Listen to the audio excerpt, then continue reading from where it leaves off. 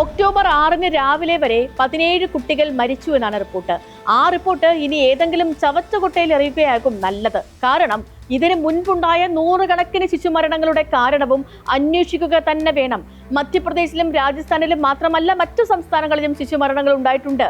Gambia 2022 തന്നെ കണ്ടെത്തിയ ആ കാരണം ഇന്ത്യയിൽ വെളിച്ചത്തു വരാൻ 2025 ആകേണ്ടി വന്നു. അപ്പോഴും ആരെങ്കിലും വ്യക്തമായോ മനസ്സിലാകുന്നോ വിധത്തിലോ ഒന്നും പറയുന്നില്ല. മരുന്നിൽ ഔഷധം കൂടുതൽ ഉണ്ടായി എന്ന് വിശദീകരിക്കുന്ന മട്ടിലാണ് ഡൈ എഥിലീൻ ഗ്ലൈക്കോൾ ലേശം കൂടുതലായി പോയി എന്ന് പറഞ്ഞുകൊണ്ടേയിരിക്കുന്നത്.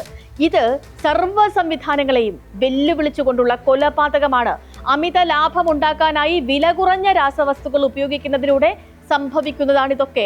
ഉറുമ്പിനെ കൊല്ലാൻ ഉപയോഗിക്കുന്ന DDT മനുഷ്യനിലെ വിരയെ കൊല്ലാൻ ഉപയോഗിക്കരുത് എന്ന് നമുക്കേവർക്കും അറിയാവുന്ന കാര്യമാണ്. കാരണം മനുഷ്യന്റെ വൃക്കയും കുടലുമൊക്കെ ദ്രവിച്ചു പോകും. അതുപോലെ തന്നെ അപകടകരമായ പ്രവൃത്തിയാണ് ഈ മരുന്ന് കമ്പനിയും ചെയ്തിരിക്കുന്നത്. ഇവിടെ കുറ്റക്കാർ കെയ്സൺസ് ഫാർമയാണ്. ഇത് പക്ഷേ കെയ്സൺസ് മാത്രം ചെയ്യുന്നതാണ് എന്ന് കരുതാനും വയ്യ. കാരണം ഗാംബിയയിലേക്ക് മരുന്ന് കയറ്റി അയച്ചത് മെയ്ഡൻ ഫാർമസ്യൂട്ടിക്കൽസ് ആയിരുന്നു. ചുമയ്ക്കുള്ള മരുന്ന് വൃക്ക നശിപ്പിക്കുകയാണെങ്കിൽ ആ കമ്പനി ഇനി പ്രവർത്തിക്കാനേ പാടില്ല.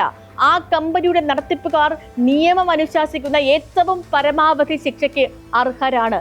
ഇപ്പോൾ തന്നെ 17 കൊലപാതകങ്ങൾ രേഖാമൂലം നടന്നിട്ടുണ്ട്.